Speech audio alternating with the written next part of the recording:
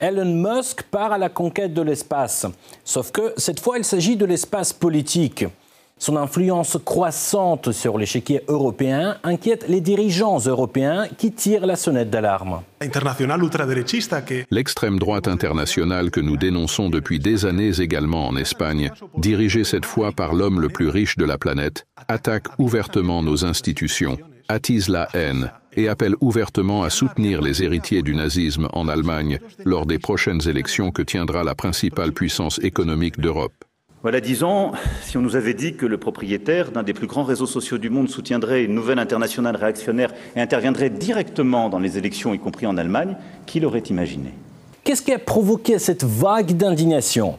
En fait, Musk s'exprime ouvertement sur les sujets politiques sensibles tout en soutenant tel ou tel camp politique. L'exemple de l'Allemagne est la meilleure illustration. À l'approche des élections législatives, il qualifie le chancelier allemand d'imbécile incompétent et appelle à voter pour l'Alternative pour l'Allemagne, parti d'extrême droite. Si la situation ne vous plaît pas, vous devez voter pour un changement, et c'est pourquoi je recommande vivement aux gens de voter pour le parti AfD. C'est ce que je recommande fortement. Le parti travailliste britannique est également dans le viseur de Musk, qui appelle ouvertement son dirigeant à quitter le poste de Premier ministre.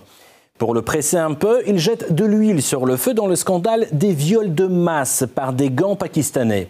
Ces crimes avaient lieu de la fin des années 80 aux années 2010, mais les autorités britanniques ne se hâtaient pas d'enquêter à leur sujet. Musk, lui, impute la responsabilité personnelle à Starmer dans cette affaire. Starmer a été complice du viol de la Grande-Bretagne alors qu'il dirigeait le service des poursuites judiciaires de la Couronne pendant 6 ans. Starmer doit partir et répondre à des chefs d'accusation pour sa complicité dans le pire crime de grande ampleur de l'histoire de la Grande-Bretagne. À leur tour, les élites politiques britanniques accusent Musk d'ingérence dans les affaires du Royaume-Uni, tout en oubliant qu'elles ont fait la même chose lors des élections présidentielles aux États-Unis.